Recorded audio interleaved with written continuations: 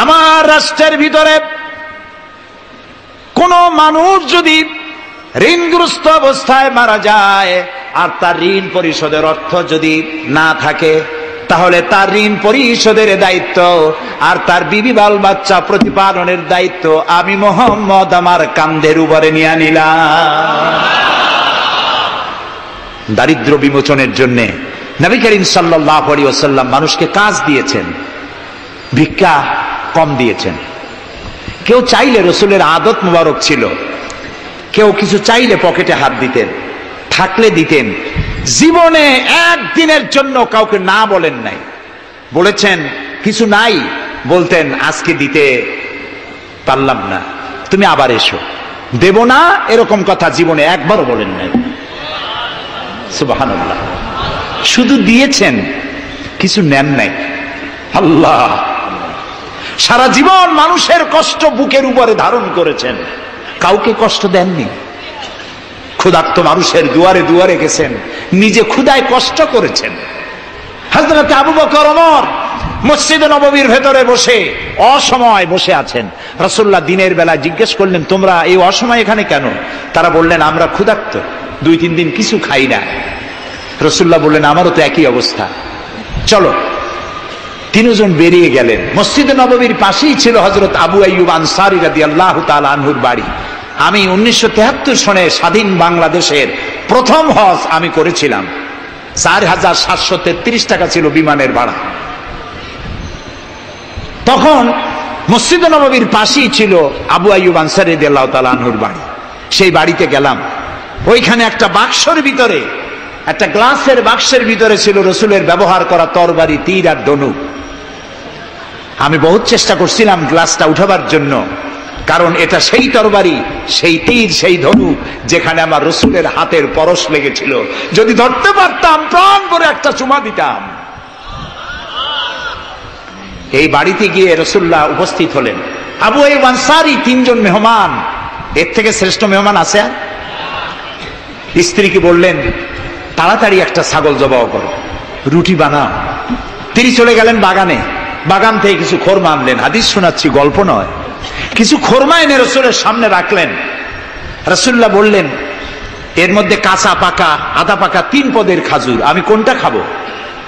হযরত আবু আইয়ুব বলেন, 3 প্রকারের খেজুরে আপনি হাত দিবেন, কারণ আপনার হাত যে প্রকারের খেজুরের গায়ে লাগবে আমার বাগানে আল্লাহ রাব্বুল আলামিন সেই খেজুরে বরকত দিয়া দিবেন।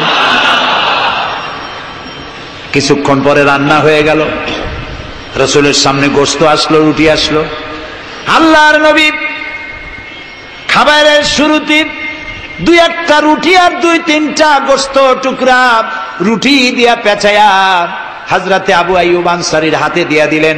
বললেন, আবু আইয়ুব, এই রুটি আর গোশত টুকরা নিয়ে যাও, আমার কলিজার টুকরা মা ফাতেমা গত 3 দিন হলো কিছু খায় নাই। দুনিয়ার মানুষের খাবার পৌঁছায়ছেন, নিজে না খেয়ে থেকেছেন। হযরত আয়েশা বলেছেন, 1 দিন 2 দিন না, মাসের পর মাস রাসূলুল্লাহর স্ত্রীদের ঘরে চুলায় আগুন জ্বলে নাই। হযরত ওমর রাদিয়াল্লাহু তাআলা আনহু রাসূলুল্লাহর ঘরে প্রবেশ করেছেন। এখনো ঘরটা আছে, মসজিদে নববীর কোনায় ছোট্ট ঘরটা, বিশ্বনবীর ঘর। তিনি ঘরের মধ্যে প্রবেশ করে দেখেন রাসূলুল্লাহ শুয়ে আছেন। তারপরে হযরত আবু বকর সালাম করলেন, রাসূলুল্লাহ উঠে বসলেন। হযরতে ওমর রাদিয়াল্লাহু তাআলা আনহু বাচ্চা শিশুর মতো ডুকরে কেঁদে উঠলেন। নবীজি জিজ্ঞেস করলেন, ওমর কাঁদো কেন? হযরত ওমর বলছেন, ইয়া রাসূলুল্লাহ, আমি বিশ্বনবীর ঘর দেখতেছি, ছোট্ট একটি ঘর, এক কোনায় পানি শূন্য সরাহি কাত হয়ে পড়ে আছে, এক পাশে একটা গ্লাস, আর আপনি যে বিছানায় শোয়া, চাদর নাই, বালিশ নাই, দড়ি দিয়া বুনানো খাটিয়ার উপরে শুয়েছিলেন, হাতের তলায়, মাথার তলায় হাত দিয়ে আপনার জান্নাতি শরীর মোবারকের পিঠের উপরে দড়ির দাগ আমি সহ্য করতে পারছি না ইয়া রাসূলুল্লাহ। কাফেরেরা পৃথিবীতে এত শান্তি করলো, আর আল্লাহ রাসূলের গায়ে দড়ির দাগ, আপনি আমাকে অনুমতি দেন আমি একটা তোষক আপনাকে বানায় এনে দেই। রাসূলুল্লাহ বললেন, ওমর, আমি যদি হুকুম করি এই যে ওহদ পাহাড়টা আমার জন্য সোনায় পরিণত হয়ে যাবে। আমি পৃথিবীতে শান্তি করতে আসি নাই, এসেছি মানবতার মুক্তির জন্য, কল্যাণের জন্য। নবী করিম সাল্লাল্লাহু আলাইহি ওয়াসাল্লাম এই যাকাতের বিধান কায়েম করলেন। মানুষের দুয়ারে দুয়ারে খাবার পৌঁছে গেল, বৃদ্ধরা ভাতা পেল, বয়স্করা ভাতা পেল, বেকারেরা তাদের কাজের সংস্থান পেয়ে গেল। অবস্থা এমন হলো, হযরত ওমর ইবনে আব্দুল আজিজ রাহমাতুল্লাহ আলাইহির সময় যাকাত কে নেবে, যাকাত কে নেবে চিল্লানো হতো, ঢোল বাজানো হতো। একজন লোক পাওয়া যেত না যে যাকাত আমার দরকার। ইতিহাস লিখছে, ওই সময় একজন লোক তার সাদকার টাকা নিয়ে ঘুরতেছে যে যাকাত কাকে দিবে। 3 দিন হলো যাকাত নেওয়ার মতো একটা লোক পেল না। অবশেষে ক্লান্ত হয়ে মরুদ্যানের মধ্যে বসে আছে। কিছু সময় পর দেখলো যে একটা লোক, ধুলায় ধূসরিত চেহারা, তিনি এসেছেন, হাতে একটা বড় টোপলা। এই লোকটি বলল, পথিক, আসসালামু আলাইকুম, আমি 3 দিন ঘুরলাম এই দেশে, একটা মানুষ পেল না যাকে আমি সাদকার টাকা, যাকাতের টাকা দিতে পারি। আপনাকে মনে হচ্ছে গরিব মানুষ, জামা কাপড় ময়লা, আপনি আমার এই টাকাগুলি নিয়ে আমাকে উদ্ধার করুন। লোকটি বলছে, তোমার মাথা ঠিক আছে কিনা আমি জানি না, তুমি কি মনে করছো যে আমার এই বস্তার মধ্যে ছেঁড়া খাতা? তোমার ওই টোপলায় যত টাকা, ওর থেকে অনেক বেশি টাকা আমার এই বস্তার ভিতরে। আমি 1 সপ্তাহ ঘুরতেছি, একটা গরিব মানুষ পাই নাই এই দেশে। এটি হলো যাকাতের কল্যাণময়তা, যাকাত ভিত্তিক অর্থ ব্যবস্থার কল্যাণময়তা। যারাই যাকাত দেয় না, অর্থকে সঞ্চিত করে, সোনা এবং রূপাকে সঞ্চয় করে, তাদের সম্পর্কে আল্লাহ কি বলছেন? والذين يكنزون الذهب والفضة ولا ينفقونها في سبيل الله فبشرهم بعذاب أليم। যারা নাকি রৌপ্য এবং স্বর্ণ সঞ্চয় করে, আমার রাস্তা খরচ করে না, মানে গরিবদের দেয় না, সঞ্চিত করে রাখে, তাদের জন্য কঠিন পীড়াদায়ক শাস্তির সুসংবাদ দাও। প্রশ্ন উঠতে পারে, শাস্তির কি সুসংবাদ হয়? শাস্তির কি হয়? আল্লাহ সুসংবাদ বললেন কেন? এটা বোঝাবার জন্য ছোট্ট একটি দৃষ্টান্ত যথেষ্ট।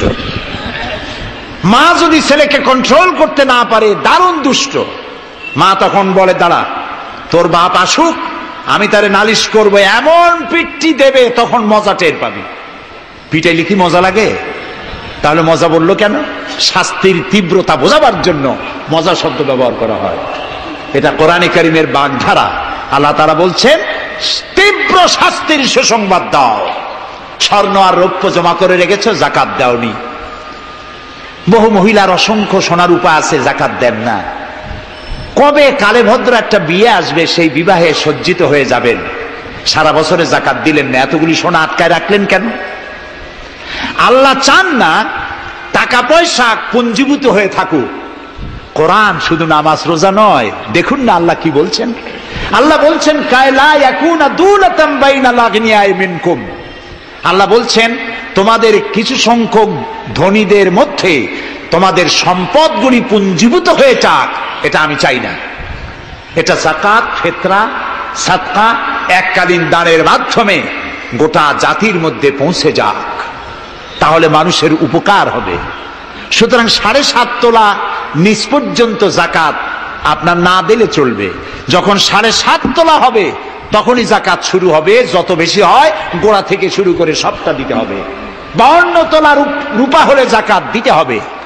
এই যাকাতের টাকা না দিয়ে যারা জমা করে রাখেন, শাস্তিটা কি হবে শোনেন। আল্লাহ শাস্তির ধরনও বলছে, ইয়াউমা ইউহমা আলাইহা ফি নারে জাহান্নাম ফাতুকওয়া বিহা জিবাহুম ওয়া জুনুবুহুম ওয়া যুহুরুহুম হাযা মা কানাজতুম লিআনফুসিকুম ফাযুকু মা কুনতুম তাকনিজুন। এমন একদিন আসবে যখন এই স্বর্ণ আর রৌপ্যকে জাহান্নামের আগুন দিয়ে জ্বালায়া সিল বানানো হবে, আর এই সিলগুলি তোমার কপালে, তোমার পার্শ্বদেশে, তোমার পৃষ্ঠদেশে সিল মারা হবে জাহান্নামের আগুন দিয়ে, আর বলা হবে হাদা মা কানাসতুম লিআনফুসিকুম, এই হলো তোমার সেই সব সঞ্চিত সম্পদ যা তুমি সঞ্চয় করে রেখেছিল, আল্লাহর রাস্তায় খরচ করো নাই। রাসূলের কাছে প্রশ্ন হয়েছে ওয়ায়াসআলুনাকা মাযা ইউনফিকুন, হে রাসূল আপনাকে প্রশ্ন করা হয় যে কি খরচ করব। আল্লাহ তাআলা বলছেন কুলিল আফওয়া, বলুন প্রয়োজনের অতিরিক্ত জিনিস আল্লাহর রাস্তায় খরচ করে দাও। আমরা প্রয়োজনের অতিরিক্তটা ব্যাংকে জমা রাখি, আল্লাহ বলেন খরচ করো, যত খরচ করবে আল্লাহ তত বাড়াই দিবেন। দেখেন না আল্লাহ বাড়ায় কেমনে? আল্লাহরে বিশ্বাস করেন যে আল্লাহ যে বাড়াইতে পারেন, এটাকে বিশ্বাস করেন? এটি তো ইমানের প্রশ্ন, কেউ যদি জবাব দিতে ব্যর্থ হন তাহলে তো কুলক্ষণ। আল্লাহ কি সম্পদ কমানো আর বাড়ানোর মালিক কে? ইয়ামহাকুহুল্লাহুর রিবা ওয়া ইউরবিস সাদাকাত, আল্লাহ তাআলা বলছেন আমি সুদকে ধ্বংস করি আর সাদকাকে বৃদ্ধি করি। হালালে বরকত হয়, হারামে বরকত হয় না।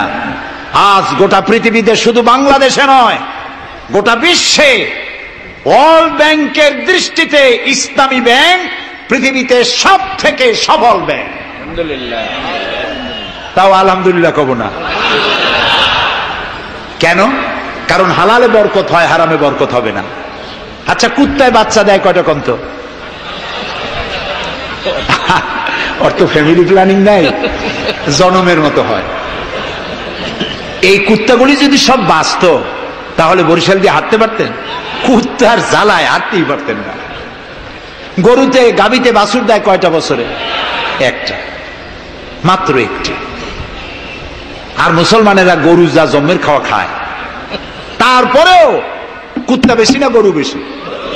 এই কারণে যেহেতু গরু হালাল তাই গরুতে বরকত, কুত্তা হারাম তাই বরকত নাই। ইসলামী ব্যাংক শুধু ব্যাংকিং সেক্টরেই কাজ করে না, জাতির কল্যাণমূলক বহু সংখ্যক কাজ তারা করে থাকে। ইসলামী ব্যাংক হাসপাতাল, ইসলামী ব্যাংক ব্যাংকের জন্য কলেজ, ইসলামী ব্যাংক দিয়ে যখন ডিজাস্টার হয়, দুর্ভিক্ষ হয়, যখন বন্যা হয়, জলোচ্ছ্বাস হয়, লক্ষ কোটি কোটি টাকা তারা দুহাতে বিতরণ করে। হ্যাঁ, অনেক প্রকল্প আছে। মেধাবী ছাত্র, গরিব ছাত্রদেরকে স্টাইপেন্ড দেয়, বিধবা নারীদেরকে কি বলে, কি বলে ওকে, সেলাই করে, সেলাই মেশিন দেয়। যাকাত, আরেকটু বলি, আপনারা বিরক্ত হন না তো? যাকাত আমরা কি করি? বছরে একদিন শাড়ি আর লুঙ্গি কিনে প্রদর্শন করি, এক্সিবিশন। অমুক সাহেব যাকাত দেবেন, আপনারা আসবেন।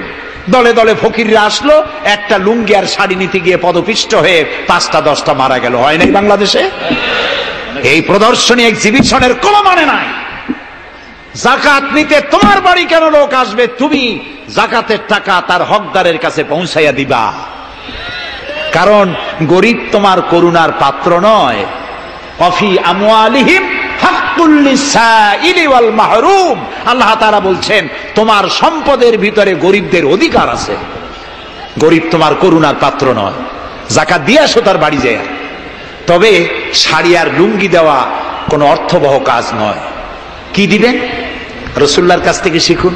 ওই যে একজন আসলো, ভিক্ষা চাইলো, বলল তোমার কি কিছু নাই? বলল আছে। কি আছে কন্ত? মাশাআল্লাহ, জানি সবাই, কিন্তু আমল করি না।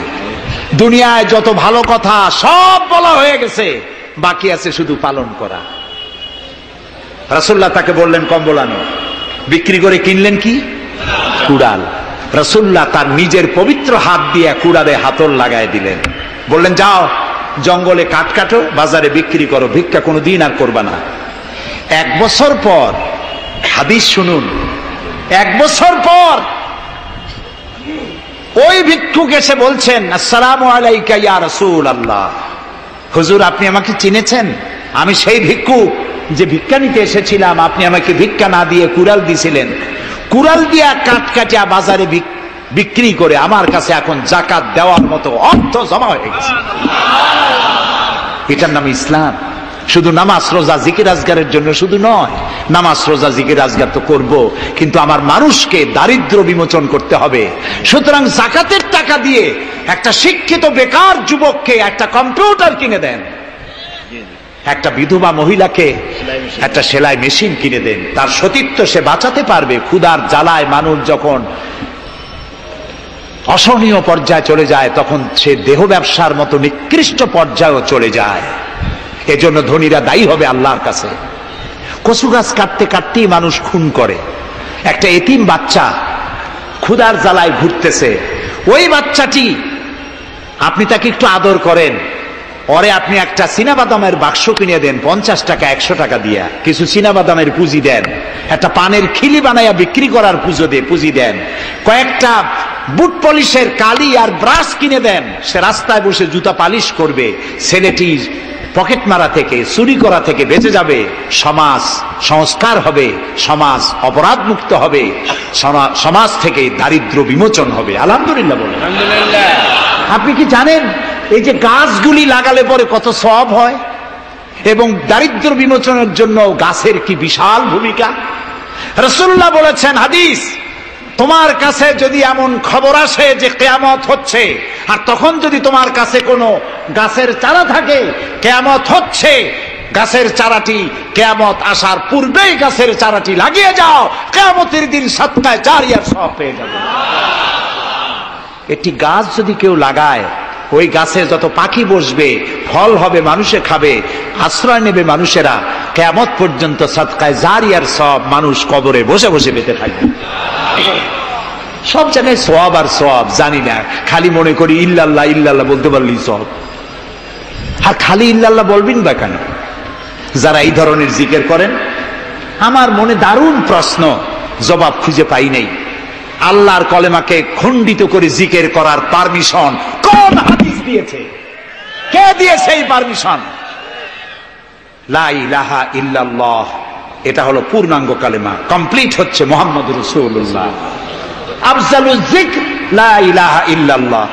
কতক্ষণ লা ইলাহা ইল্লাল্লাহ, কতক্ষণ ইল্লাল্লাহ ইল্লাল্লাহ ইল্লাল্লাহ। এর অর্থ কি? আল্লাহ ছাড়া, আল্লাহ ছাড়া, আল্লাহ ছাড়া। আল্লাহ ছাড়া কি? কমন সেন্সের শুধু কমন বাদ দিয়া শুধু সেন্সও যদি থাকে, কোন মুসলমানের এমন জিকির করা উচিত নয়। তবে common sense is very uncommon. দুর্ভাগ্য জাতি। প্রিয় ভাই সব, দারিদ্র বিমোচনের জন্য আল্লাহ তাআলা এসব ব্যবস্থা করে রেখেছেন। কাজ করে খাও, আয় থেকে দায় শোধ করো। আপনার পুকুর কেটে চতুর্দিকে পুকুরের কান্দায় পেঁপে গাছ লাগান, কলা গাছ লাগান, হাঁস পালেন, হাঁসগুলি পানিতে সাঁতার কাটবে, ভেতরে মাছ থাকবে, হাঁসের পায়খানা খেয়ে মাছ বড় হবে, হাঁস বড় হয়ে ডিম দেবে, এই ডিম বিক্রি করবেন, মুরগি বিক্রি করবেন, পেঁপে বিক্রি করবেন, কলা বিক্রি করবেন। মানুষের কাছে হাত পাতার চাইতে নিকৃষ্ট কাজ আর নাই। রাসূলুল্লাহ বলেছেন, আল্লাহর কাছে এই রকমের হাতের চাইতে এই রকমের হাতের মর্যাদা বেশি। এইটার নাম কি? চাওয়া। বলেন এইটার নাম কি? এইটার নাম আল্লাহর কাছে এইটার কোনো দাম নাই, কোনো দাম নাই। আল্লাহর কাছে দাম এইটা। এই জন্য যারা শ্রমিকদের সম্পর্কে আমার রাসূল বলেছেন, আল কাসিবু হাবিবুল্লাহ, যারা সহজে উপার্জন করে খায় ওরা আল্লাহর বন্ধু। আপনারা শ্রমিক না, সেই জন্য সুবহানাল্লাহ কইতে পারলেন না। আলহামদুলিল্লাহ বলে রাসূলুল্লাহর হাদিস শোনাচ্ছি, আমি গাজী কালু চম্পাবতীর পুঁথি শোনাচ্ছি না। আল কাসিবু হাবিবুল্লাহ, যে ব্যক্তি সহজে উপার্জন করে খায় সে আল্লাহর বন্ধু। এখন যদি কোন রিকশাওয়ালা, কুলি মজুর, ঠেলাওয়ালা যদি মনে করে আল্লাহর বন্ধু যখন হইছি নামাজ রোজা দিয়ে আর করবো কি, এটি কিন্তু ঠিক নয়। আল্লাহর বন্ধু হওয়ার জন্য নামাজ রোজা অত্যন্ত জরুরি। আর আপনি যে কষ্ট করে খাচ্ছেন, আপনার পয়সা হালাল। যে ব্যক্তি রিকশা চালায়, 2.5 মনে বস্তা মাথায় করে স্টিমারে উঠায়, ওর চাইতে হালাল পয়সা কারো নাই। মাথার ঘাম পায়ে ফেলে উপার্জন করছে। আপনি জানেন না যে দালানে যারা আছে খুব শান্তিতে নাই। বাইরের থেকে দেখে ভেতরের অবস্থাটা বোঝা যায় না।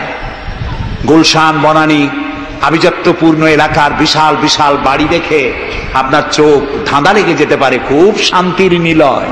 না, শান্তি নাই। বাড়ির মালিক, বহু টাকার মালিক, রাত্রির বেলায় ঘুম হয় না, কোন ফাঁক দিয়া জানলার পাশ দিয়া গুলি এসে বুক ঝাঁঝরা করে দেয়, ঘুম নাই। জনমের মতো অসুখ হইছে, প্রত্যেক দিন সোনার চাউল দিয়ে ভাত খাইতে পারে, কিন্তু ডাক্তার তার রুজি কন্ট্রোল করে দিয়েছে। পাঙ্গাসের পেটি, খাসির চর্বি খাইতে পারবেন না, ভাত কম খাবেন। সকালবেলায় ডিমের পুষ, দুপুর বেলায় এক স্লাইস টুস, সন্ধ্যাবেলায় ফলের জুস, খাওয়া শেষ। বউ তো কথা শোনে না, হাজারো কাজ করে ঘরমুক্ত হয়ে স্বামী ফিরেছে, বিবি সাহেবা বেগম সাহেবা এখন ধরে হাতে ভ্যানিটি ব্যাগ নিয়ে স্বামীর সামনে থেকে হন হন করে যাচ্ছে। স্বামী বেচারা কষ্ট করে জিজ্ঞেস করছে, তুমি কই যাও? বলছে, আই এম ভেরি বিজি। ছেলে হয়েছে কয়টা? সব গুন্ডা, মাস্তান, মাথায় এত বড় চুল, হাতে এত বড় নখ। মেয়েগুলি বয়ফ্রেন্ড নিয়ে কোথায় চলে গেছে। বেটা বাড়ির কাজের লোক, কাজের মেয়েদের হাতের দেওয়া খানা খাইলো, আদর পাইল না, যত্ন পাইল না, সম্মান পাইল না, খাইয়ে নিজে নিজে শুয়ে আছে, এতগুলা ঘুমের ট্যাবলেট খাইছে, ঘুমও আসে না। কিন্তু তুমি মেয়া রিক্সাওয়ালা, ঠেলাওয়ালা, কুলি মজুর, সারাদিন কাজ করে পোলাও চাউল কিনতে পারো নাই, মোটা চাউল কিনেছ, খেসারির ডাল কিনেছ, এটু কিনে বাড়িতে বউ রান্না করেছে। আমি এই চোখে দেখা কথা বলি, আল্লাহ তাআলা এই বয়সে কম দেখান নাই। কমলাপুর রেল স্টেশনের বস্তি দেখেছি, অনেক বস্তি এলাকায় গিয়েছি। স্বামী বসে খাচ্ছে, ঘরমাক্ত রিক্সা চালায় আসছে, 2.5 মণে বস্তা টানে আনছে, স্ত্রী খাবার তুলে দিচ্ছে, আরেকটু খাও, খুব কষ্ট করেছো, আরেকটু খাও। ওর ঘরে ফ্যান নাই, কাপড়ের আঁচল দিয়ে স্বামীর কপাল মুছে দিচ্ছে, আরেকটু খাও, এত কষ্ট করো তুমি। ওর ঘরে ফোমের বিছানা নাই, চটের মতো শক্ত বিছানা, বালিশ নাই, ইটের মতো শক্ত, কাপড়ের একটু কভার দেওয়া, এরকম একটা বালিশের উপরে সারাদিনের শ্রান্তি আর ক্লান্তি নিয়ে আর ঘুমায় গেছে। কোন ওষুধ খাওয়া লাগে নাই, এমন ঘুম আসছে ওর নাকের গর্জনে ট্রাকের ইঞ্জিন ফেল। শান্তি কি বড় লোক হলে হয়? শান্তি দেওয়ার মালিক আল্লাহ। শান্তি দেওয়ার মালিক কে? আল্লাহ তাআলা। এই জন্যে এই শান্তি আসবে যদি সঠিকভাবে, সুষ্ঠুভাবে আল্লাহ পাকের দেওয়া এই বিধানগুলি আমরা যদি সমাজে কায়েম করতে পারি, তাহলে এটি সম্ভব। আমার দেশে এখন যদি যাকাতের টাকা কালেকশন করা হয়, তাহলে আমরা একটা হিসাব করেছি, আমি একটা ব্যাংকের সাথে জড়িত আছি, আপনারা জানেন বোধহয়, ইসলামী ব্যাংক। এর জন্ম লগ্ন থেকে আমি আছি এর সাথে। সেই হিসেবে আমরা একটা জরিপ চালাইছি, বাংলাদেশে যদি এখন যাকাত যদি গভর্নমেন্ট কালেকশন করে, তাহলে একেবারে কম করে হলেও 6,000 কোটি টাকা যাকাত কালেকশন হতে পারে। 6,000 কোটি। আর ওয়াকফ এস্টেট আছে বাংলাদেশে লক্ষ লক্ষ একর জমিন, যা বিভিন্ন মোতাল্লি তারা সিন্দাবাদের দত্তের মতো ওয়াকফ সম্পত্তির উপরে চেপে বসে আছে। এই ওয়াকফ সম্পত্তি যদি উদ্ধার করা যায়, আর যাকাত আর ওশরের টাকা যদি গভর্নমেন্ট কালেকশন করতে পারে, বাংলাদেশের দারিদ্র বিমোচনের জন্য পৃথিবীর কারো কাছ থেকে একটি টাকাও নেওয়ার দরকার নাই। এই যে 6,000 কোটি টাকার শূন্যতা, ভ্যাকুয়াম সৃষ্টি হলো বাংলাদেশে, এই শূন্যতা পূরণের জন্য এগিয়ে এলো এনজিওরা, এবং তারা সুদের বাণিজ্য শুরু করলো।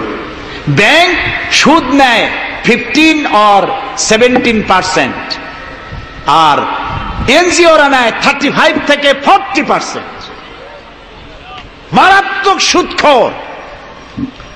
সমাজে কাবলিওয়ালাদের মতো সুদ চালু করে দিয়েছে। প্রিয় ভাই সব, বাংলাদেশ এটি সম্পদশালী দেশ। যারা বলে, আমি পার্লামেন্টে একবার বক্তৃতায় বলেছিলাম যে যারা বলে বাংলাদেশ গরিব, আমি তাদের সাথে একমত হতে পারি না। আমার দেশ সম্পদশালী দেশ, আলহামদুলিল্লাহ বলে।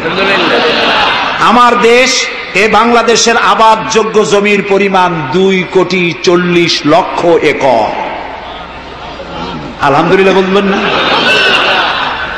এখানে বনজ সম্পদ আছে 32,53,860 কিলোমিটার বর্গমিটার নিয়ে, বর্গমাইল জুড়ে। এখানে আল্লাহর হিকমতটা দেখেন। সুন্দরবন আমাদের থেকে দূরে না কাছে? বরিশাল, বরগুনা, বাগেরহাট, সাতক্ষীরা এই এলাকায় সুন্দরবন কে বানাইছে? কোন গভর্নমেন্ট বানিয়েছে? কেন আর অন্য জায়গায় বানানো হলো না কেন? উত্তরবঙ্গে বানাইলো না কেন? কারণ আমাদের বঙ্গোপসাগর হলো সাইক্লোন জোন, এখান থেকেই ঘূর্ণিঝড়ের উৎপত্তি হয়। সাইক্লোন জোন 240, 80, 300 অথবা সহস্র মাইল স্পিডে বা 500 মাইল স্পিডে ঝোড়ো হওয়া প্রবাহিত হওয়ার জন্য ঘূর্ণিঝড় প্রস্তুতি দেয়। আবহাওয়া বার্তা দিয়ে তা শোনানো হয়। উপকূলীয় এলাকায় যদি আল্লাহ তাআলা সুন্দরবন তৈরি না করতেন, তাহলে সমুদ্রের ঘূর্ণিঝড়ের প্রথম ধাক্কায় কুয়াকাটা, পটুয়াখালী, বরগুনা, সাতক্ষীরা, পিরোজপুর, বাগেরহাট, বরিশাল প্রথম ধাক্কায় উড়ে চলে যেত।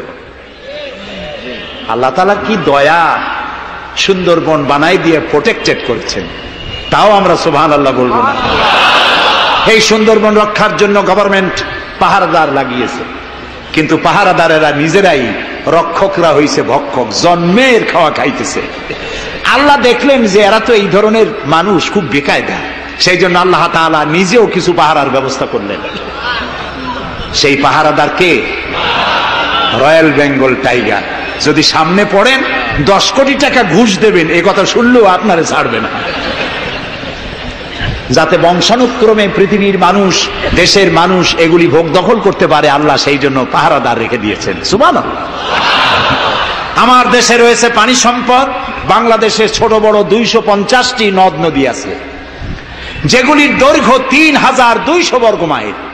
আছে পানি সম্পদ, আছে পশু সম্পদ, আছে মৎস্য সম্পদ, সর্বোপরি আছে এই বাংলাদেশের 14 কোটি মানুষের 28 কোটি হাত।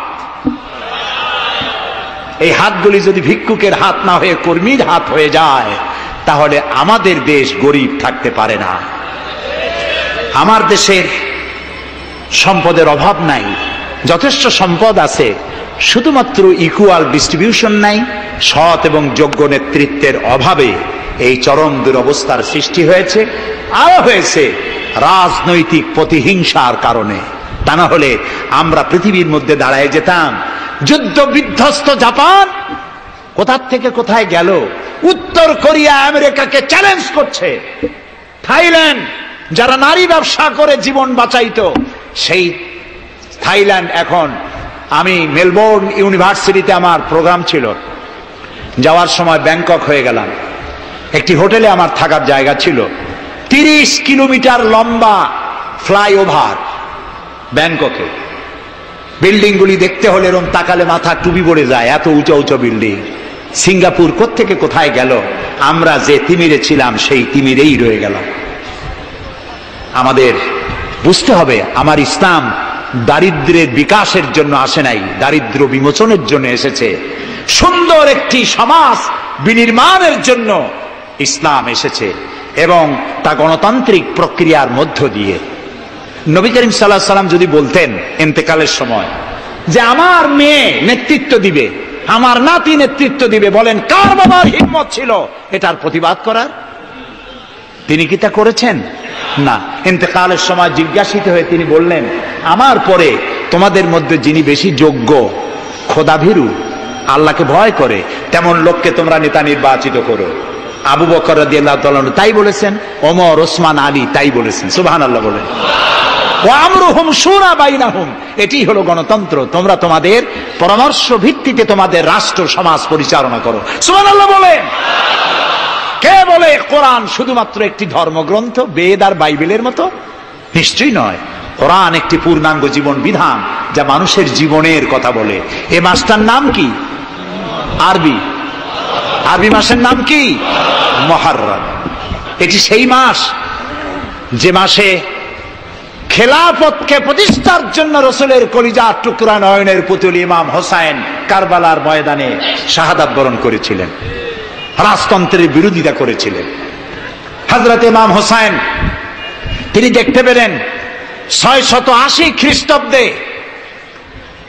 সিরিয়ার দামেস্কে এজিদ ক্ষমতা দখল করলো অগণতান্ত্রিক পদ্ধতিতে, এবং সরকারি মালের কোনো হিসাব নাই, অডিট নাই, স্বৈরাচারী কায়দায় তিনি ক্ষমতা দখল করে মদিনার আহলে বায়াত যারা মদিনার নেতৃবৃন্দকে তার আনুগত্য করার জন্য বাধ্য করলো। ইমাম হোসাইন যে মায়ের পেটে এসেছেন, যে পিতার পেটে জন্মে এসেছেন, যে নানার কোলে বড় হয়েছেন, তিনি কি এই দৃশ্য চোখে দেখতে পারেন? তিনি বললেন আমি কুফায় যাব। কুফার লোকেরা দাওয়াত দিল, তিনি কুফায় রওনা করবেন। মদিনার লোকেরা হাতে পায়ে ধরলো, কুফায় আপনি যাবেন না। তিনি বললেন আমি কোন ক্রমে এজিদের বশ্যতা স্বীকার করব না, আমি এর বিরোধিতা করবই। মাত্র 72 জন লোক নিয়ে তিনি কুফার দিকে অগ্রসর হলেন। এই 72 জনের মধ্যে 40 জন পুরুষ আর 32 জন নারী আর শিশু। তিনি যখন কারবালা প্রান্তরে পৌঁছে গেছেন, ইবনে জিয়াদ কুফার গভর্নর, তিনি বাধা দিলেন, বললেন আমার দরবারে হোসাইনকে হাজির করো। ইমাম হোসাইন বললেন যে ব্যক্তি আল্লাহর আখিরাতকে অস্বীকার করেছে, রাসূলকে অস্বীকার করেছে, আমি তার সামনে জীবন থাকতে যাব না। রাতারাতি ইয়াজিদ 6000 সৈন্য পাঠিয়ে দিল। ইমাম হোসাইনের সাথে লোক কত? মাত্র 72। 6000 লোক কি যুদ্ধ করা লাগে 72-এর সাথে? শুধু যদি মার্চ করে পায়ের তলায় পিছে 72 জন শেষ হয়ে যাবে। হযরত ইমাম হোসাইন রাতের বেলায় সঙ্গীদের বললেন, ও আমার সাথীরা, ইয়াজিদ আমার শির চায়, আমাকে চায়, আমার সঙ্গে থেকে তোমরা তোমাদের জীবনকে বিপন্ন করো না, তোমরা সবাই ফিরে চলে যাও মদিনায়। সাথীরা বললেন, ইমাম আজকে যদি আপনাকে ছেড়ে জীবনের মায়া নিয়ে মদিনায় ফিরে যাই, আর আপনার যদি শাহাদাত নসিব হয়, তাহলে কিয়ামতের দিন আল্লাহর নবীর সামনে আমরা কি জবাব দেব? আমরা আমাদের জীবন দিয়ে আপনাকে পাহারা দেব। সকালবেলা যুদ্ধ শুরু হয়ে গেল। জোহরের নামাজ আসতে না আসতে 40 জন পুরুষ শাহাদাত বরণ করলেন। এখন একজন পুরুষ বেঁচে আছেন, ইমাম হোসাইন। তাঁবুর ভিতরে স্ত্রী এবং অন্যান্য মহিলাদের কাছ থেকে বিদায় নিতে এসেছেন। তোমাদেরকে আল্লাহর হাওয়ালা করলাম, আমি যুদ্ধে চলে যাচ্ছি। আমার চোখের সামনে আমার নানাজির দান্দার মোবারক শহীদ হওয়া ইসলাম, সাহাবীদের রক্ত দেওয়া, জীবন দেওয়া ইসলাম, খেলাফত মিটে যাবে পৃথিবী থেকে, রাজতন্ত্র প্রতিষ্ঠা হবে, আমার জীবন থাকতে আমি তা হতে দেব না। স্ত্রী এগিয়ে এলেন, বললেন, হুসাইন জিহাদের ময়দানে থেকে আমি আপনাকে বিরত থাকতে বলবো না, তবে একটি দাবি আছে। এই যে ছোট্ট দুগ্ধপোষ্য শিশু, গত কয়েকদিন হলো ঘরে খাবার নাই, পানি নাই, আমার বুকে দুধও নাই, এই ছোট্ট বাচ্চাটিকে একটু পানির ব্যবস্থা করুন। ইমাম হোসাইন কলিজার টুকরা সন্তানকে দুই হাতে উঁচু করে এজিদি সৈন্যদের সামনে এসেছেন। এজিদি সৈন্যরা, আমার হাতের দিকে তাকাও, এটি রসুলের আওলাদ, আমার কলিজার টুকরা সন্তান। ফোরাতের অফুরন্ত পানি প্রবাহিত হচ্ছে, একটু ফোরাতের কুলটা ছেড়ে দাও, ওর একটু পানি পান করাই। আমার সাথে তোমাদের শত্রুতা থাকতে পারে, এই নিষ্পাপ বাচ্চার সাথে তো কোনো শত্রুতা থাকার কথা নয়। তার এই আবেগপূর্ণ কথা এজিদি সৈন্যদের কলিজা স্পর্শ করলো না। তারা বিষাক্ত তীর নিক্ষেপ করলো। ইমাম হোসাইনের উঁচু করে ধরা বাচ্চার বুকের ভিতর থেকে বিষাক্ত তীর প্রবেশ করে বেরিয়ে গেল অপর প্রান্ত থেকে, রক্ত ফিনকি দিয়ে বেরিয়ে এলো। ইমাম হোসাইন দুই হাতে আজলা ভরে সেই রক্ত চেহারায় মাখতে লাগলেন আর বললেন, কলিজার টুকরা সন্তান, সালেহ আলাইহিস সালামের উটনির রক্তের চাইতে তোমার রক্ত পবিত্র। হযরত সালেহ আলাইহিস সালামের চাইতে রাসূলুল্লাহর মর্যাদা অনেক বেশি, তুমি তার আওলাদ। বাচ্চাকে কোলে করে নিয়ে স্ত্রীর কাছে গিয়ে বললেন, স্ত্রী, এই নাও তোমার বাচ্চা, ঠান্ডা হয়ে গেছে, এমন পানি পান করেছে কিয়ামত পর্যন্ত পানি পানি বলে তোমারে আর বিরক্ত করবে না। ইমাম হোসেন লড়াই করলেন ময়দানে, বহু সংখ্যক সৈন্য হতাহত করে ফোরাতের কুল উন্মুক্ত করে ঘোড়ার পৃষ্ঠ থেকে নেমে এক আস্তা পানি তুলেছেন, পানি পান করবেন। মুখের কাছে যখন আকণ্ঠ তৃষ্ণার্ত পিপাসার্ত হোসাইন মুখের কাছে পানি নিয়েছেন, হঠাৎ ভেসে উঠল মনের পর্দায়, একটু আগে আমার কলিজার টুকরা সন্তান এই পানির অভাবে চলে গেল। 40 জন মানুষ বিদায় হলো, এক ফোঁটা পানি দিতে পারলাম না, এই পানি আমি কেমনে খাই? হাতের থেকে পানি পড়ে গেল। অশ্বের পৃষ্ঠে আরোহণ করলেন, চতুর্দিক থেকে তীর আর তরবারি আসতে লাগলো। ইমাম হোসেন বললেন, থামো, একটু থামো, তোমরা কাকে তীরবিদ্ধ করছো? আমি কি তোমাদের রসুল মুহাম্মদ সাল্লাল্লাহু আলাইহি সাল্লামের নাতি নই? আমি কি তোমাদের রসুলের কলিজার টুকরা মা ফাতেমার নয়নের মণি নই? কেমন করে আমার গায়ে তোমরা তীর মারো?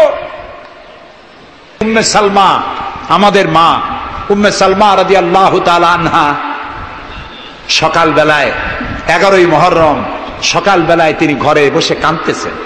কয়েকজন প্রতিবেশী মহিলা এসে বলছেন, মা আপনি কাঁদেন কেন? তিনি বলছেন, আজকে রাত্রে আমি স্বপ্নে দেখেছি রাসূলুল্লাহ আমার বাড়ি এসেছেন। আমি দেখতে পেলাম আল্লাহ রসুলের চোখ দিয়ে পানি পড়ছে, দাড়ি মোবারক ধুলা মাখা, বুক কাদা বলি। আমি জিজ্ঞেস করলাম, ইয়া রাসূলুল্লাহ আপনি কাঁদেন কেন? মুখখানা মলিন কেন? দাড়ি মোবারকে ধুলাবালি কেন? রাসূলুল্লাহ বললেন, উম্মে সালমা তুমি জানো না আমি এইমাত্র কারবালা থেকে এসেছি। আমি দেখে এলাম আমার কলিজার টুকরা হুসাইনের শির মোবারক তার দেহ থেকে বিচ্ছিন্ন করে ঘোড়ার পদতলি, ঘোড়া দিয়ে পদদলিত করা হয়েছে তার দেহ মোবারক। ইসলাম এত সহজে আসে না, অনেক রক্ত পাড়ি দিয়ে এসেছে ইসলাম। হযরতে হোসাইনের মস্তক মুবারক ইয়াজিদি সৈন্যরা একটা প্লেটে করে নিয়ে কুফার গভর্নর ইবনে জিয়াদের সামনে রেখেছে। ইবনে জিয়াদ চেয়ারে বসা, সিংহাসনে বসা, ইমাম হোসাইনের মস্তক মুবারক তার পায়ের কাছে রেখেছে। কলঙ্কিত ইতিহাস, কি করে আমি শুনাই আপনাদেরকে? ইবনে জিয়াদ চেয়ারে বসে পায়ের কাছে রাখা ইমাম হোসাইনের ঠোঁটের উপরে লাঠি দিয়ে নাড়তেছে। হযরত যায়েদ রাদিয়াল্লাহু তাআলা আনহু 80 বছর বয়স, তিনি বলছেন, ইবনে জিয়াদ এতক্ষণ যা করেছো মুখ বুজে সহ্য করেছি, কিন্তু এখন যেটা তুমি করতেছো পায়ের কাছে কার ব্যথা? তুমি যে ঠোঁটের উপরে লাঠি দিয়া নাড়তেছো, আমি যায়েদ আমি দেখেছি রাসূলুল্লাহ 1000 বার এই মুখের উপরে চুমা খেয়েছে। তোমার বেয়াদবি বন্ধ করো। প্রিয় ভাই সব, রাজতন্ত্র নয়, পরামর্শ ভিত্তিক সমাজ ব্যবস্থা প্রতিষ্ঠার জন্য আল্লাহ তাআলা ইসলাম দিয়েছেন, দ্বীন দিয়েছেন। সেই জীবন ব্যবস্থা ইসলাম আজকে এই পৃথিবীতে মুসলমানদেরকে সন্ত্রাসী জাত হিসেবে চিহ্নিত করার জন্য, উগ্র জাতি হিসেবে, সহিংস জাতি হিসেবে, অগণতান্ত্রিক জাতি হিসেবে প্রমাণিত করার জন্য পাশ্চাত্য শক্তি তারা নবী করিম সাল্লাল্লাহু আলাইহি সাল্লামের ব্যঙ্গচিত্র এঁকে দুনিয়ায় ছড়িয়ে দিয়েছে। আজকে জুমার খুতবায় আমি কসাই মসজিদে বলেছিলাম, রাসূলুল্লাহর মাথার উপরে বোমা আকৃতির পাগড়ি বেঁধেছে, পাশে 2টা অর্ধনগ্ন মেয়ে লোক রেখেছে। নাউজুবিল্লাহ। তোদের মতো অসভ্য আছে পৃথিবীতে? ডেনমার্ক, আমেরিকা, ইউরোপ, তোমরাও কি মানুষের মতো কাজ করেছ? বিশ্ব নবী পৃথিবীতে সব দিয়েছেন, কিছু নেন নাই। তাকে অপমান করার অর্থ হচ্ছে মানব সভ্যতাকে অপমান করা। রাসূলকে অপমান করার ক্ষমতা কারো নাই। তার সম্মান পাহাড় সমান নয়, তার সম্মান আকাশ সমান নয়। রাসূলের সম্মান আল্লাহর আরশ পর্যন্ত। আল্লাহ তার আরশে আজিমে কাউকে দাওয়াত দেন নাই, বিশ্ব নবীকে দাওয়াত দিয়েছিলেন। আমি আমার বরিশালবাসীদের বলবো, মুসলমানদেরকে ধৈর্য ধারণ করতে হবে, আরো সংযমী হতে হবে। আমরা প্রতিবাদ করব, অবশ্যই প্রতিবাদ করব, কিন্তু জ্বালাও পোড়াওতে আমরা যাব না। আমরা কারো পতাকা পোড়ানো, কারো অফিসে ভাঙচুর করা এটা আমাদের কাজ না। আমরা গড়ার জন্য এসেছি, আমরা ভাঙ্গার জন্য আসি নাই। কেউ অসভ্য হলে আমরা অসভ্য হতে পারি না। ওরা অসভ্য, ওরা বর্বর, ওদের জীবনে ভালোবাসা নাই, তাই ওরা প্রতি বছর একটা দিন ভালোবাসা দিবস পালন করে। আমার জীবনে ভালোবাসার অভাব নাই। ইসলাম সর্বশ্রেষ্ঠ জীবন ব্যবস্থা। এই কল্যাণময় জীবন ব্যবস্থা প্রতিষ্ঠার জন্য এগিয়ে আসতে হবে মুসলমানদেরকে, সকলকে, হিন্দুদেরকেও। হিন্দু, বৌদ্ধ, খ্রিস্টানদের বলি, আমার প্রিয় ভাইয়েরা, আপনাদের মধ্যে আমাদের মধ্যে পার্থক্য খুবই কম। হিন্দুরা বলেন এক ব্রহ্মা, দ্বিতীয় নাস্তি, আমরা বলি লা ইলাহা ইল্লাল্লাহ, কথা প্রায় কাছাকাছি। আপনারা পুনর্জন্মে বিশ্বাসী, আমরা পুনরুত্থানে বিশ্বাসী। আমরা খুব ভালো আছি, এই দেশটা খুব ভালো দেশ, পূজা আর রোজা একসাথে হয়, আমরা অনেক আরামে আছি। এদেশে সাম্প্রদায়িক সম্প্রীতি নাই বলে যারা বিদেশে বদনাম ছড়ায়, তাদের হেদায়েতের জন্য আমরা আল্লাহর কাছে দোয়া করি, আল্লাহ তাদের হেদায়েত করো। ক্ষমতা হারায় মানুষ এত পাগল হয় যে দেশের বিরুদ্ধে কথা বলে, মায়ের বিরুদ্ধে কথা বলে, রাষ্ট্রের বিরুদ্ধে কথা বলে। আল্লাহ এদের হেদায়েত নসিব করে দিন। প্রিয় ভাই সব, আমার হিন্দু ভাইয়েরা, অমুসলিম ভাইরা যারা আসছেন, আমি তাদেরকে বলবো, এই কোরআন শুধু মুসলমানদের জন্য নয়। আপনার ইসলাম কবুল করা লাগবে না। আমি ইউরোপ, আমেরিকা, অস্ট্রেলিয়া, আফ্রিকায় যখন অমুসলিমদের মধ্যে বক্তৃতা করি, তখন বলি আপনাদের মুসলমান হওয়া লাগবে না। যে ধর্মে আছে সে ধর্মে থেকেই যদি কোরআন বর্ণিত আইন যদি মানেন, আপনি শান্তি পাবেন দুনিয়ায়, শান্তি পাবেন আখিরাতে। পরকালেও শান্তি পাবেন কিনা আল্লাহ ভালো জানেন, তবে দুনিয়ার শান্তি তো পাবেনই। কোরআনের আইন সকলের জন্য প্রযোজ্য। প্রিয় ভাই সব, আমি এখন মুনাজাতের দিকে আগাবো। ইসলামের ব্যাখ্যা দিচ্ছিলাম, ইন্নাদ দীনা ইনদাল্লাহিল ইসলাম। ইসলামের চাইতে কল্যাণময় জীবন ব্যবস্থা পৃথিবীতে আর নাই। বলেন সুবহানাল্লাহ। আমি মুনাজাতের দিকে যাচ্ছি, আর মুনাজাতের আদব হলো বসা। এই রাস্তা জুড়ে যত মানুষ দাঁড়ানো আছেন, সব মানুষ বসুন। গতকাল বলেছিলাম, মুনাজাতের কথা শুনে দুই একজন হাঁটে, এটি কিন্তু বেয়াদবির পর্যায়ে পড়ে। আদবের খেলা। মানুষের হাতে যেমন ক্যামেরা থাকে, ফেরেশতার হাতে ক্যামেরা আছে না? তা আপনি মুনাজাতের কথা শুনে যদি হাঁটেন, আপনি তো বেয়াদবের খাতায় নাম লেখালেন। এমন হতভাগ্য কারো হওয়া উচিত না। মুনাজাত হয় কার কাছে? সেই আল্লাহরে ভয় করেন, জায়গায় বসেন এবং মুনাজাতে শরীক হন। মুসলমানদের বড় দুর্দিন যাচ্ছে, এত বড় দুর্দিন। আমি ছোট্ট মানুষ, আমার জ্ঞান সীমিত, আমার ইলেম কালাম সীমিত, আমার দৃষ্টিভঙ্গি সীমিত। এই সীমিত দৃষ্টিভঙ্গি দিয়ে, আমার পড়াশোনা অবজারভেশনের মধ্য দিয়ে আমি যেটা বুঝতে পারি, বর্তমান পৃথিবীতে মুসলমানেরা যে বিরাট ষড়যন্ত্র আর বিপদের মুখোমুখি হয়েছে, পৃথিবীতে কোনো কালে এত ষড়যন্ত্র, এত বহুমুখী ষড়যন্ত্র আর কোনোদিন হয়েছে বলে আমার জানা নেই। এই ষড়যন্ত্র থেকে বাঁচার জন্য দোয়া করতে হবে কার কাছে? কার কাছে? তিনিই পারবেন আমাদেরকে কল্যাণ দিতে। এই জন্যে মা বোনেরা যারা এসেছেন, মা বোনদেরকে বলবো, আপনাদেরকে ইসলাম সর্বাধিক সুযোগ দিয়েছে, আপনাদের অধিকার দিয়েছে। লেখাপড়া করতে পারবেন, চাকরি করতে পারবেন, রাজনীতি করতে পারবেন, আপনারা সমাজনীতি করতে পারবেন, আপনারা যুদ্ধেও যেতে পারবেন, সব পারবেন। তবে আপনার শালীনতা, আপনার সম্ভ্রম, আপনার সতীত্ব, আপনার পর্দা আপনাকে বজায় রাখতে হবে। এ কাজটুকুনের মধ্য দিয়ে নারীর অধিকার প্রতিষ্ঠিত হবে। সেজন্য আমি মা বোনদেরকে বলবো, আসুন ইসলামকে জানি, ইসলামকে বুঝি, ইসলামের সাথে নিজেদেরকে সম্পৃক্ত করি। এটি শুধুমাত্র নামাজ, রোজা, হজ, যাকাতের ধর্ম নয়। নামাজ, রোজা, হজ, যাকাত সহ অর্থনীতি, সমাজনীতি, রাষ্ট্রনীতি সবকিছুর সমন্বয় একটা জীবনের স্কিম, একটি পরিকল্পনা যা দিয়েছেন আল্লাহ তাআলা। সুবহানাল্লাহ বলুন। আর ওই কথার প্রতিবাদ করি যারা আল্লাহর আইন প্রতিষ্ঠার নামে বোমা হামলা করে, সন্ত্রাসী তৎপরতা চালায়। এরা জিহাদকে অবমাননা করেছে। জিহাদ আর যুদ্ধ এক কথা নয়, জিহাদ আর কিতাল এক কথা নয়, হোলি ওয়ার এবং জিহাদ এক কথা নয়। সুতরাং আল্লাহর আইন প্রতিষ্ঠার নামে যারা সন্ত্রাসী তৎপরতা চালায়, তারা একটি জঘন্য কাজ করছে। যারা বোমা মারে আল্লাহর আইন প্রতিষ্ঠার জন্য, তারা মানুষ নয়, তারা মানুষ নামের কলঙ্ক, তারা নরপশু। বলুন তো তারা কি? তারা জানোয়ার। হরকতুল জিহাদ তারপরে জামাতুল মুজাহিদিন, জুমরাতুল মাসাকিন, আবার আরেকটা নতুন সংগঠন বেরোচ্ছে নাকি শুনলাম, তার নাম করেছে তারা আল জঙ্গিতুল জংলা। এরা কোন জঙ্গল থেকে বাইর হবে আল্লাহ জানে। আপনারা যদি এদের ধরতে পারেন, এদেরকে থানায় সোপর্দ করবেন। আপনি যদি জানতে পারেন, আপনার ছেলের রুম আপনার পরিদর্শন করা উচিত। আপনার ছেলের পড়ার রুমের টেবিলের ড্রয়ারে কি আছে, বালিশের তলে কি আছে, বেডের নিচে কি আছে, সেসব বইপত্র আপনার দেখা উচিত। অর্ধ পড়ুয়া, লেখাপড়া জানে না, মা বাপ থেকে বিচ্ছিন্ন করে এইসব ছেলেপেলেদেরকে ওরা ট্রেনিং দেয়।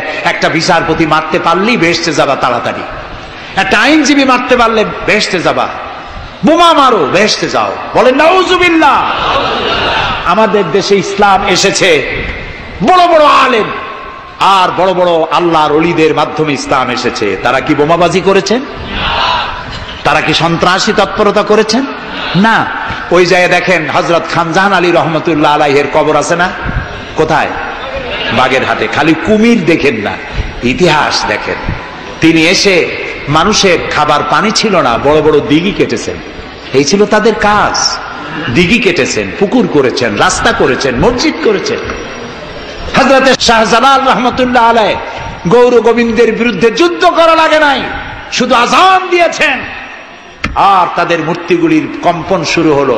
গৌর গোবিন্দ দৌড়াইয়া পলাইয়াও কুল পায় নাই, বিনা যুদ্ধেই দখল হয়ে গেছে সিলেট। সুবহানাল্লাহ। তারা প্রতিবাদ মুখর ছিলেন। হযরতে মুজাদ্দেদ আল ফিসানি রহমতুল্লাহ আলাইহ সম্রাট আকবরের বিরুদ্ধে প্রতিবাদ করেছেন, জেল খেটেছেন, সমাজ সংস্কার করেছেন। এ ছিল অলিউল্লাহদের কাজ। আমাদের দেশে শর্ষিনার পীর, ফুরফুরার পীর, জৌনপুরের পীর, চরমোনাইর মরহুম পীর হযরত মাওলানা ইসহাক সাহেব রহমতুল্লাহ আলাইহ পীরের মতো পীর ছিলেন। আমি ছাত্র জীবনে তার অনেক ওয়াজ শুনেছি। কান্দা মানুষ পাগল হয়ে যেত। গাছের তার তলারটা দুটো খাওয়ার অভ্যাস ছিল না। তিনি মানুষকে ব্যঙ্গ করেন নাই, কারো বিরুদ্ধে উল্টাপাল্টা ফতোয়া দেন নাই। আমার কাছে ইসলাম, কারো কাছে ইসলাম নাই, এই বাজে কথা তিনি জীবনেও বলেন নাই। আমরা তাকে সম্মান করি। এই সব বড় বড় অলিউল্লাহ আর আলেমরা এদেশে ইসলাম প্রচার করেছে, সন্ত্রাসের মধ্য দিয়ে নয়, ভালোবাসা দিয়া উন্নয়নমূলক কাজ করে মাদ্রাসা, মসজিদ, এতিমখানা প্রতিষ্ঠা করে করেছে। সুতরাং এই সন্ত্রাসী তৎপরতা যারা চালায় তারা মানুষ নয়, তারা জানোয়ার, তারা পশু। এদেরকে ধরিয়ে দিন, পুলিশকে ধরিয়ে দিন। আমরা সরকারের শুকরিয়া আদায় করি। আলহামদুলিল্লাহ বর্তমান সরকার এদের নেটওয়ার্ক ভেঙে চুরমার করে দিয়েছে। বাকি আছে দুই শয়তান।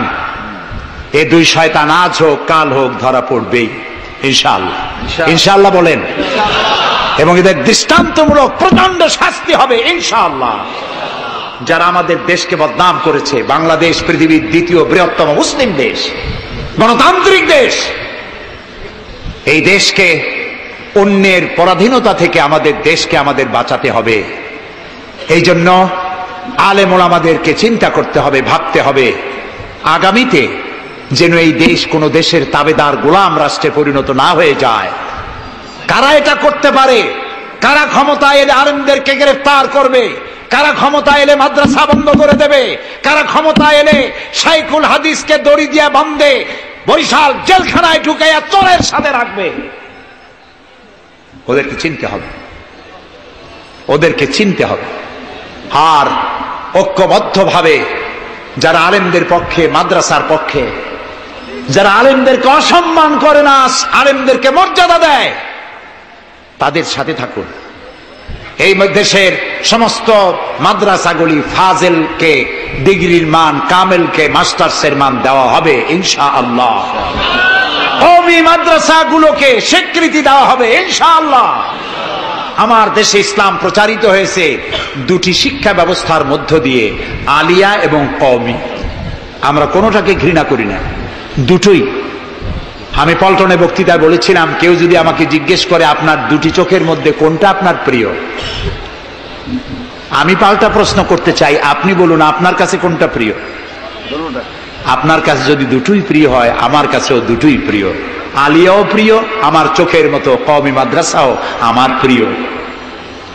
এই মাদ্রাসাগুলি এখানে আছে বলে ইসলাম আছে। মাদ্রাসা থাকবে না, ইসলাম থাকবে না। সুতরাং মাদ্রাসা হচ্ছে ইসলামের লালন কেন্দ্র। মসজিদও থাকবে না। মসজিদে যেতে হলে তো মাদ্রাসা লাগবে। নামাজ শিখবা কোথায়, আল্লাহরে চিনবা কোথায়? এই জন্য সব থেকে বেশি জরুরি হলো মাদ্রাসা। সেই মাদ্রাসার তারা শত্রু, তাই 252টা মাদ্রাসা যারা বন্ধ করেছিল, এখন তারা আবার বলে ক্ষমতায় যেতে পারলে সংবিধানের 5ম সংশোধনী বাতিল করবে। 5ম সংশোধনী বাতিলের অর্থ কি? 5ম সংশোধনী বাতিলের অর্থ হলো আল্লাহর উপরে, রাষ্ট্রের সমস্ত কাজের উৎস আল্লাহর উপর ঈমান এবং অবিচল আস্থা কেটে দিয়ে সেখানে সংবিধানের শিরোনাম থেকে বিসমিল্লাহ কেটে দেওয়া হবে। ধর্মভিত্তিক রাজনীতি নিষিদ্ধ ঘোষণা করা হবে। মুসলমানেরা বেঁচে থাকতে কোন অবস্থাতেই এই শক্তিকে ক্ষমতায় আসতে দেওয়া যায় না। সমস্ত আলেম ওলামা ঐক্যবদ্ধ হতে হবে। কোন মিষ্টি কথায় ভুলে গেলে হবে না। তেলের দাম, দ্রব্য মূল্য বেড়ে গেছে, তাই আমাদেরকে অন্য পথে যেতে হবে। এই পাগলামি করলে নিজের পায়ে নিজে কুড়াল মারা হবে। সুতরাং আল্লাহর দিন, দেশ বাঁচলে আমরা বাঁচবো, স্বাধীনতা থাকলে আমরা থাকবো। দেশের স্বাধীনতা, অস্তিত্ব, অখণ্ডত্ব বাঁচিয়ে রাখার জন্য সর্বোপরি এই যে টুপি মাথায় দিয়ে চলি, মুখে দাড়ি আছে, এই দাড়ি আর টুপিকে টিকিয়ে রাখার জন্য যারা ইসলামকে ভালোবাসে, আলেমদেরকে ভালোবাসে, সম্মান দেয়, মর্যাদা দেয়, উন্নয়নের জোয়ার বয়ে দেয় সারা দেশ জুড়ে, তাদের সাথে ঐক্যবদ্ধ হয়ে কাজ করা আমাদের ঈমানের দায়িত্ব। সে দায়িত্ব পালনের তৌফিক আল্লাহ আমাদেরকে দান করুন। বাস, আমরা এখন মোনাজাত করব। মোনাজাতের পরে এশার আজান হবে। এশার নামাজ জামাতে পড়ে আমরা বাড়ি যাব। ঠিক আছে ভাই? গতকাল কিন্তু ঠিক থাকে নাই, আজকে যেন থাকে। তবে অনেকে এশার নামাজ পড়ে এসেছেন, এটাও ঠিক। যারা পড়ে আসেন নাই তারা আমাদের সাথে পড়বেন। নামাজ না থাকলে ঈমান থাকবে না। নামাজ না পড়লে নিজেকে মুসলমান বলে পরিচয় দেওয়ার অধিকার নষ্ট হয়ে যায়। জীবনে আর নামাজ ছাড়বো না, এই ওয়াদা কি করা যায়? যাবে?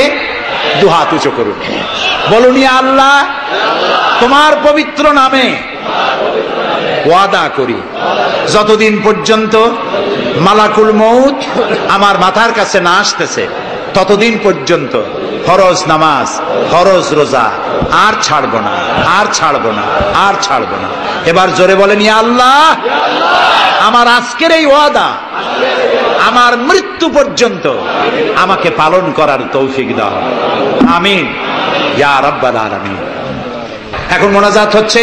মোনাজাতের পর আপনারা নামাজের জন্য কাতার দিয়ে দাঁড়িয়ে যাবেন আর সকলে আর্থিক সাহায্য করবেন। আল্লাহুম্মা আমিন।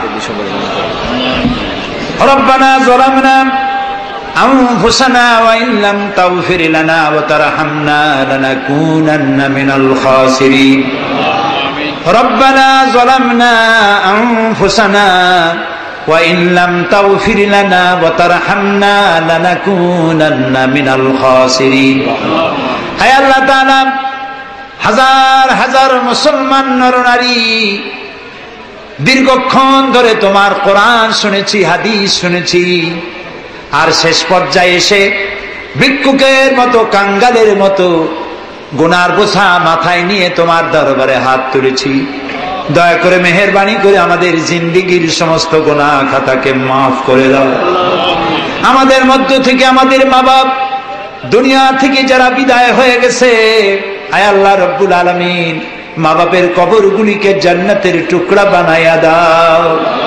রব্বির হামহুমা কামা রব্বায়ানি সগীরা। সবাই পড়েন, রব্বির হামহুমা কামা রব্বায়ানি সগীরা। আয় আল্লাহ রব্বুল আলামিন, জনম দুঃখিনী গর্ভধারিণী মা, যিনি না খেয়ে আমাদের মুখে, ক্রন্দন মুখে চুমা দিয়া, শত চুমা দিয়া হাসি ফুটাইছেন, না খেয়ে আমাদেরকে খাওয়াইছেন, আমরা না ঘুমানো পর্যন্ত ঘুমান নাই, এত কষ্ট করেছেন যেই মা, আল্লাহ কবরটাকে বেহেশত বানাইয়া দাও। বাপজান এত কষ্ট করলেন, বাড়ি ঘর বানাইয়া দিয়া খালি হাতে বিদায় হয়ে গেছেন, কোন হালতে আসি জানি না, আল্লাহ আব্বার কবরটাকে বেহেশত বানাইয়া দাও। আমাদের মা বাপ যাদের বৃদ্ধ হয়ে গেছেন, রব্বুল আলামিন বিছানায় পড়ায়া পরনির্ভর করে মারবানা। আল্লাহ তাআলা স্বনির্ভর থাকাকালীন নিজে নিজে টয়লেটে যেতে পারেন, নিজের খাবার নিজে খেতে পারেন, দাঁড়াইয়া নামাজ পড়তে পারেন, নিজের কাপড় নিজে পরতে পারেন, এই অবস্থায় সুস্থ অবস্থায় ইমানের সাথে উঠাইয়া নিয়েও বিছানায় ভালাইয়া রাখো না। রব্বুল আলামিন, সারা জীবন আমরা গুনাহ করেছি, এত গুনাহ করেছি, তোমার আকাশের দিকে তাকাইয়া কথা বলতে লজ্জা করে, শরমে মাথা নিচু হয়ে যায়। আল্লাহ, যত গুনাহ করছি, নাফরমানি করেছি, আর তুমি শুধু মেহেরবানি করেছো। তুমি যদি আমাদের গোপন গুনাহগুলি জাহির করে দিতে, যৌবনকালের গুনাহ, জীবনের গুনাহ যদি সমাজের লোকেরা জানতো, স্ত্রী পুত্ররা জানতো, সম্মান দিত না। আল্লাহ তাআলা কিয়ামতের দিন লক্ষ কোটি মানুষের সামনে আমাদের গোপন গুনাহগুলি জাহির করে দিয়ে আমাদেরকে শরম দিও না। আয় আল্লাহ তাআলা, তোমার নবী বলেছেন 3000 বছর ধরে তুমি জাহান্নামের আগুন উত্তপ্ত করেছো। আল্লাহ তাআলা চৈত্র মাসের দ্বিপ্রহরের রোদ সহ্য হয় না। আল্লাহ তাআলা জাহান্নামের আগুন আমরা সইতে পারবো না। জাহান্নামের আগুন আমাদের জন্য আল্লাহ তুমি হারাম বানায়া দাও। আল্লাহুম্মা আজিরনা মিনান নার। সবাই পড়েন আল্লাহুম্মা আজিরনা মিনান নার, আল্লাহুম্মা আজিরনা মিনান নার। আয় আল্লাহ তাআলা, তামাম পৃথিবীতে মুসলমানেরা আজ বড় বিপদে। মুসলমানদের কেউ দেখার নাই। ইরাকের আল গরিব কয়েদখানার ভিতরে মুসলমানদেরকে উলঙ্গ করে তাদের মুখের উপরে কাফেরেরা পেশাব করেছে। গুয়ান্তানামো কারাগারের ভিতরে মুসলমানদের বান্দা তাদের সামনে কোরআন শরীফের উপরে পেশাব করেছে। রাসূলুল্লাহর মাথায় বোমা উঠাইয়া দিয়েছে। নগ্ন নারী তার পাশে বসে ছবি উঠাইছে। বাবু, আমাদের কলজা চলে যায় বাবু। আল্লাহ নর পশুদের হেদায়েত দাও। আল্লাহ পরাশক্তির নামধারী তথাকথিত সভ্যতাকে আল্লাহ তুমি হেদায়েত দিয়ে দাও। ওদের নসিবে যদি হেদায়েত না থাকে, তুমি তো আমাদের সেই আল্লাহ যে আল্লাহ নমরুদকে জুতা পেটা করে বিদায় করেছো। তুমি তো সেই আল্লাহ যে ফেরাউনকে চুবাইয়া মারছো। আল্লাহ, এই সভ্যতার দাবিদার গুলি যারা আমার রসুলকে অপমান করতেছে, মুসলমানদেরকে অপমান করছে, কোরআনকে অপমান করছে, ফেরাউনের মতো নবরুদের মতো জুতা মেরে ডুবাইয়া ধ্বংস করে গজব দিয়া বিদায় করে দাও। আল্লাহ, আমাদের এই শান্তিপূর্ণ দেশে যারা বোমা মারে, সন্ত্রাসী হামলা করে, ওদেরকে আমরা চিনি না, তুমি ভালো করে জানো ওরা কারা। আল্লাহ, ওদেরকে হেদায়েত করো, ওদেরকে তুমি ধরাইয়া দাও। ওদেরকে কারা টাকা দেয়, কারা বুদ্ধি দেয়, কারা পরিচালিত করে, তাদের চেহারা জনগণের সামনে উন্মোচিত করে দাও। তাদেরকে জনগণের সামনে ন্যাংটা করে দাও। আল্লাহ তাআলা, আমাদের এই সুন্দর দেশটির উপরে তুমি রহমত করো। আল্লাহ, তোমাকে বলবো না কাকে বলবো। পৃথিবীতে যত মুসলমান দেশ তুমি দিয়েছো, প্রত্যেক মুসলমান দেশের পাশে আরো 2-4টা মুসলমান দেশ আছে। তুমি আমাদের দিকে তাকায় দেখো তো আমাদের অবস্থাটা কি। আমরা কোথায় যাব? আমাদের তো পালাবারও জায়গা নাই। একদিকে সমুদ্র আর 3 দিকে কারা। আল্লাহ, তুমি এই বাংলাদেশটাকে দয়া করে হেফাজত করো। কারো তাবেদার বানাইও না, কোন পদসেবী পদলেহীদের গোলাম বানাইও না। আল্লাহ, এই দেশের মুসলমানদের মাথায় টুপি রাখা, মুখে দাড়ি রাখার পথে বিঘ্ন ঘটায়ও না। মাদ্রাসাগুলি বন্ধ করে দিয়ে আমাদের দম বন্ধ করে দিও না। আল্লাহ তাআলা, এমন শক্তি ক্ষমতা এনো না যারা ইসলামকে অপমান করবে, আলেমদেরকে অমর্যাদা করবে, এমন লোকদেরকে কিয়ামত পর্যন্ত ক্ষমতা দিও না। আল্লাহুম্মা লা তারুদ্দানা খায়বিন, আল্লাহুম্মা লা তারুদ্দানা খায়বিন। আল্লাহ তাআলা, একেবারে কিছু না দিয়ে একেবারে খালি হাতে আমাদেরকে ফেরত দিও না বাবা। আমি কয়েক সেকেন্ড আপনাদের জন্য ছেড়ে দিলাম। মাথা নিচু করেন, চক্ষু বন্ধ করেন, কেঁদে কেঁদে মনের কথা আল্লাহরে বলেন, দোয়া কবুল হবে ইনশাআল্লাহ। কোরআনের মাহফিল, দোয়া কবুল হবে ইনশাআল্লাহ।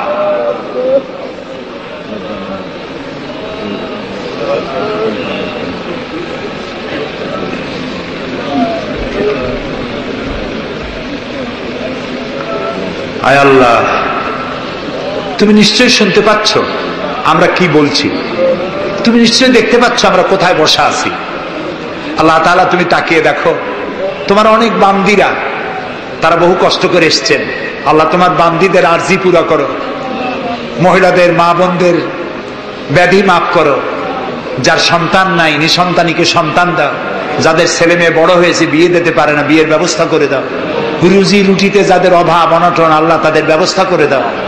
আল্লাহ তাআলা আমাদের দেশে যারা নৈরাজ্য সৃষ্টি করতে চায়, অস্থির করতে চায় দেশটাকে, আল্লাহ তাদের হাত থেকে দেশটাকে রক্ষা করো। এই বরিশালের উপর রহমত নাজিল করো, এখানে যারা ব্যবসা বাণিজ্য করে হালাল ভাবে ব্যবসায় বরকত দাও। এদেশে হিন্দু মুসলমান খ্রিস্টান বৌদ্ধ সাম্প্রদায়িক সম্প্রীতি নিয়ে বসবাস করার তৌফিক দান করে দাও। আলেম ওলামা পীর বুজুর্গদের মধ্যে মহব্বত কায়েম করে দাও। যারা আলেম ওলামাদের মধ্যে বিদ্বেষ সৃষ্টি ছড়ায়, যারা ইসলামী আন্দোলনের বিরুদ্ধে ফতোয়া দিয়া আল্লাহ তাআলা যারা বিঘ্ন ঘটাতে চায়, আল্লাহ দয়া করে তাদেরকেও হেদায়েত করো। অনেকে দোয়া চেয়েছেন, যিনি যেভাবে দোয়া চেয়েছেন তুমি জানো, তার দোয়া পূরণ করো। আল্লাহ তাআলা এই মাহফিলে জনগণকে সাহায্য করার তৌফিক দাও। আল ফারুক সোসাইটিকে কিয়ামত পর্যন্ত কবুল করে নাও। ربنا تقبل منا إنك أنت السميع العليم وتب علينا إنك أنت التواب الرحيم سبحان ربك رب العزة عما يصفون وسلام على المرسلين والحمد لله رب العالمين واجعل آخر كلامنا عند الموت لا إله إلا الله محمد رسول